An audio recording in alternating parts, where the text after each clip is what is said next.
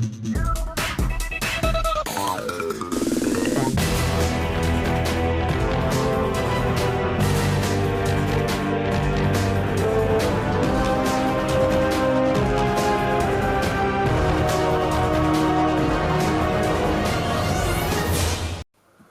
so we start off with 3 of the core card being Whitebeard, the Plunder Patrol Helm.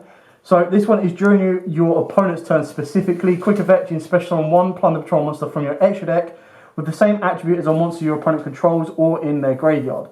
If you do, you get to equip this card you control to it. If this card is sent from the hand or monster zone to the graveyard, you can activate this effect as well. Special summon 1 Plunder Patrol monster from your deck except himself. You can't special summon monsters for the rest of the turn except Plunder Patrol monsters. So it does lock you into the Plunder Patrols, but as you can imagine, giving it the quick effect in order to pretty much tag out and go into any of the Plunder Patrol XYZs. Obviously, the first one you're probably going to be able to consistently go into is Blackbeard, but with the spicy text that Rob's put into the deck, you're also able to get into stuff like Lice, and you're also able to get into Morik as well, because they are the more interruptive cards, the more disruptive ones as well. Then, of course, we've got triple Plunder Patrol Redbeard. This one is a little bit slower than the Whitebeard, but it does require more so again during your opponent's turn. Quick effect to special summon a Plunder Patrol monster from your extra deck with the same attribute as a monster your opponent controls or is in their graveyard. If you do, you equip this card to it. If this card is sent from the hand or monster zone to the graveyard, you target a Plunder Patrol monster you control except itself and equip this card to it. So this is the idea, because most of the extra deck monsters require you to have or get additional effects once they're equipped with another Plunder Patrol monster. So again, this one requires you to already have a pre-card set up, whereas Whitebeard doesn't. Whitebeard can pretty much do it, not so much on his own, but can help instigate more from it. We've then got triple Bluebeard. Now Bluebeard, alongside with Golden Hair, are the more recent cards that instigate free summons, because sometimes you needed that additional Plunder Patrol monster to get an additional effect off, or just to get an additional monster on the board. So blue is if you control a Plunder Patrol monster except himself, you can special summon it from the hand. If this card is sent from the hand or monster zone to the graveyard, you get to discard a card to draw a card. Now, keeping in mind that all of the Plunder Patrol cards have the same effect, that if they're discarded, you get an additional effect off of it. So, imagine special summon down your Bluebeard and you've got Whitebeard in the hand. You discard the Whitebeard. Whitebeard can then special summon one from the deck as well. Not to mention if you've already got Redbeard on the board or another card on the board as well, you're going to end up with 3 level 4s. That gives you enough to either hard link or to use the effect to link someone into another monster, and that can also then trigger the effect of Redbeard or Whitebeard to give you additional materials or to link to one of the back rows as well. Then for the final Plunder Patrol monster for now, we've got triple Golden Hair, the newest Plunder Patrol. This one is you just get to send another Plunder Patrol monster card from your hand or face up to the field to grab to special summon this card. If this card is in the graveyard, you can discard 1 card to special summon it, but you cannot special summon monsters for the rest of the turn except Plunders. Again, absolutely fine, but it does work as just a general free extender, and that's kind of what you want. Yes, it does lock you into Plunders, but the idea is you want to get a Plunder like Golden Hair or like Bluebeard on the board so they can then be sacked off as additional free fodder and then equipped with Redbeard or Whitebeard or vice versa. And this then allows you, with the quick effects of Whitebeard and Redbeard, to make multiple extra deck monsters of Blackbeard, Lice, Morik, and even Brawn as well. Moving on to the spicy touches, he does play 2 Raiden the Multidimensional Kaiju. Now this is purely for the ability, like I said, the deck is built to go second, to Kaiju one of your opponent's monsters, and straight away you set up the ability to go into Morik. And Morik is of course going to be the most aggressive one of your extra monsters because it has the ability to discard a Plunder Patrol to target and banish a monster your opponent controls. So going with Raiden is a little bit better, plus keep in mind that a lot of people are playing Darks and Lights now anyway, so it's less reliant. But this one just gives you more consistent factors of being able to deal with it. The only downside is, unless you've got Brawn on the board, you're going to struggle to beat over a 2800 beat. Now what you don't want to do is make Morik and have to use Morik's effect to get rid of your own Kaiju. So that's something to keep in mind. For the hand traps, we've then got triple Cyphering Gamma and of course the 1 driver.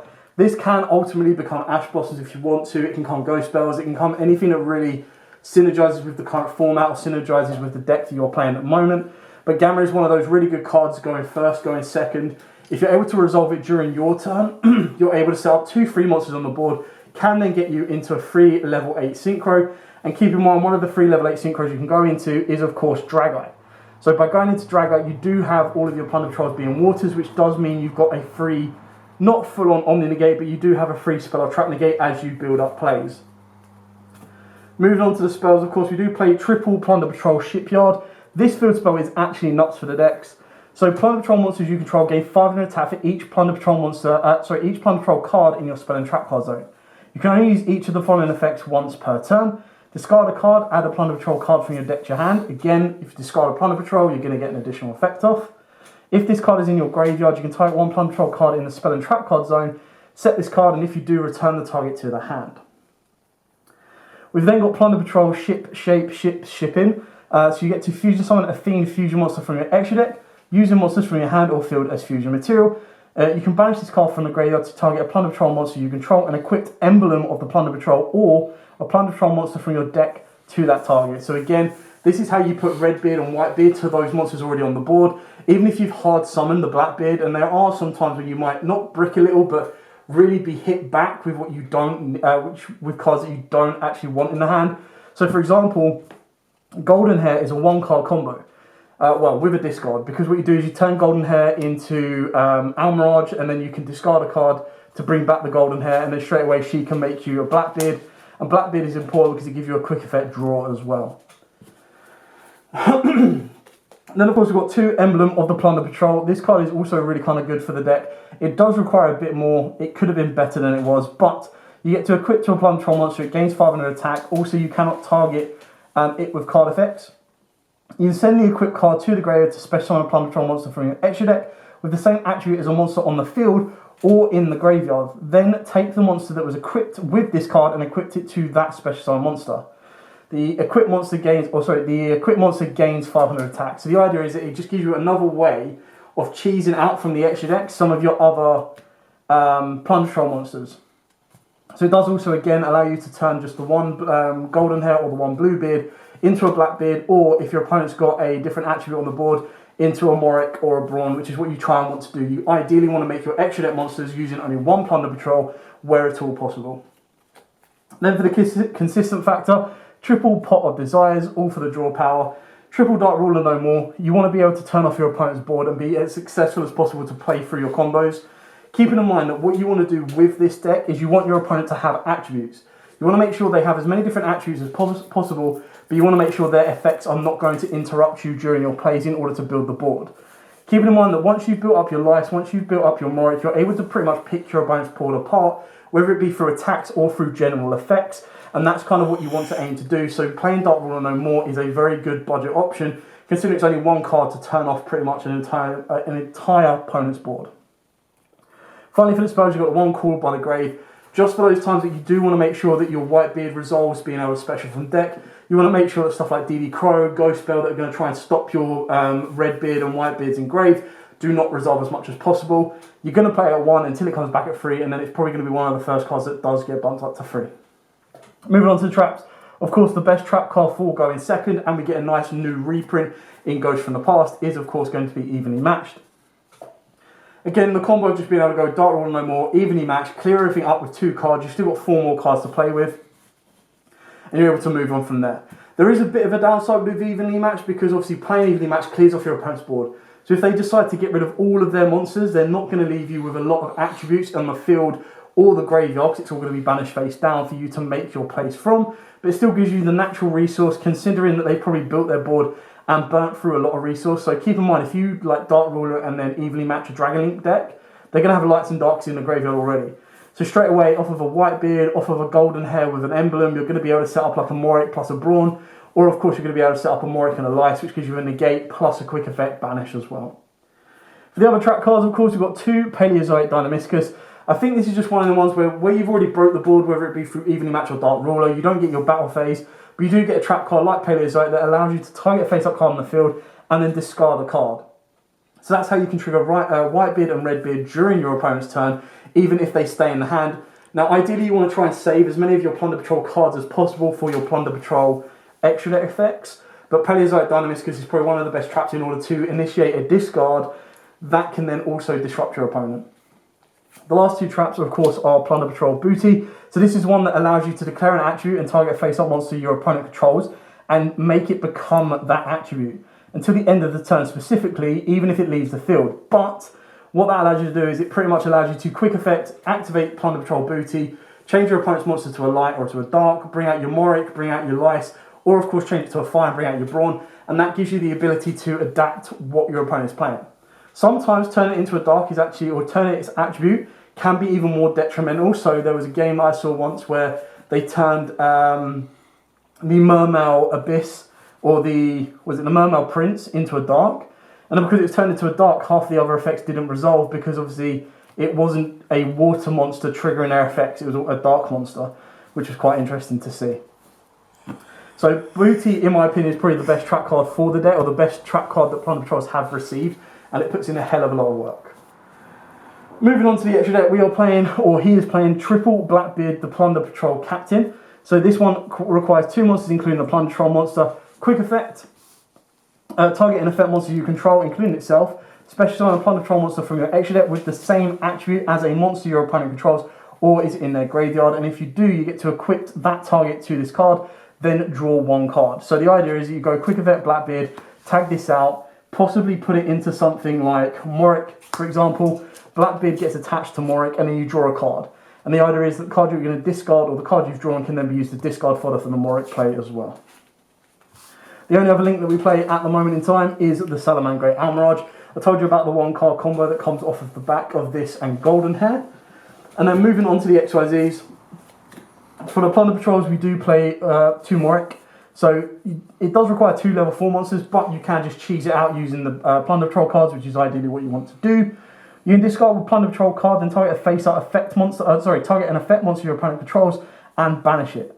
You can then add 1 Plunder Patrol spell or trap from your deck to your hand. This is a quick effect if it is equipped with a Plunder Patrol card, which 9 times out of 10 it will do. The only time you'd ever want it to have materials is if a Plunder Patrol card or cards you control would be destroyed by a battle or card effect. You detach a material from this card instead. So you can kind of understand how actually cheesing it out is not really a bad thing, because you're going to be able to just constantly use the quick effects to banish or to pop to deal with front row, back row, or effects. The other XYZs that are run is the 1 Bahamut Shark, which gets to go into totally awesome. And then of course you play the 1 Drill Driver Vespinat. I keep getting it wrong, but anyway. The idea is that you get to XYZ rank this on top of the Bahamut Shark after you've used the effect to give you totally awesome. And then this gives you a card that has 2500 attack and can attack the turn and do piercing. So it does give you an even more aggressive playstyle as well. For the other Plunder Patrol cards, you do play the 2 Lice. Now this is the effect negator. It requires specifically 2 Plunder Patrol monsters to be fused and summoned, but again you're probably going to cheese this out. During the main phase quick effect, you can special summon 1 Plunder Patrol monster card from your hand or face up from the spell and trap card zone. Keep in mind that by doing that, you've then got Redbeard and Whitebeard that can trigger their effects as well. When your opponent activates a monster effect, quick effect, you can discard 1 Plunder Patrol card, negate the activation if you do destroy it. Then if this card is equipped with a Plunder Patrol card, you can add a Plunder Patrol card from your deck to your hand. This gives you great synergy because of course Morik and Brawn specifically want to discard a Plunder Patrol card, whereas Lice actually instigates you get into those cards that you need to discard, because there are times when you're sitting there and you don't have a Plunder Patrol in hand, and there are ways that you need to get to them. For the Synchros, of course, we do have the 2 Brawn. So again, 1 tuner, 1 or more non-tuner is a level 8, and Golden Hair is of course a tuner in the deck, and so is Whitebeard.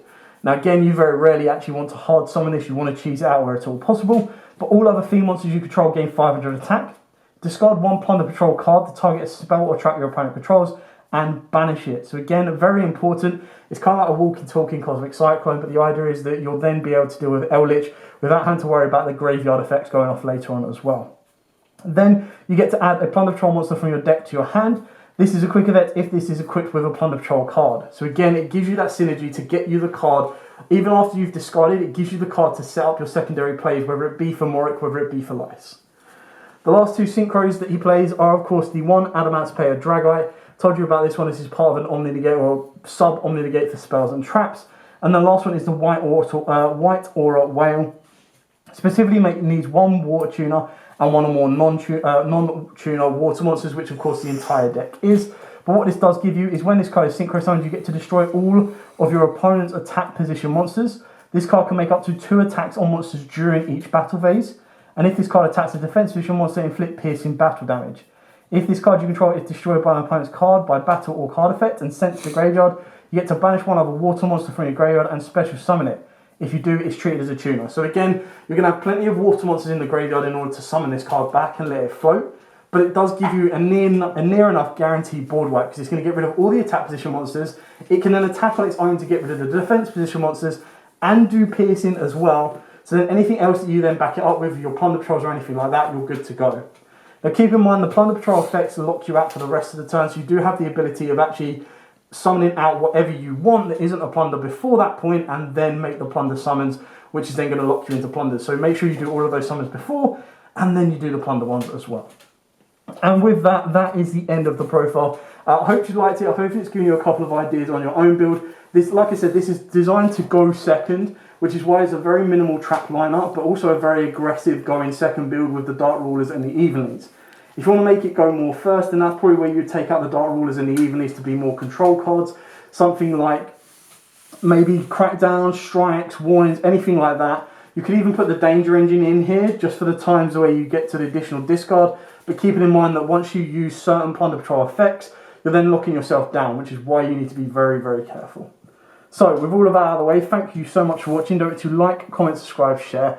And until next time, guys, as absolutely always, stay safe and happy dueling.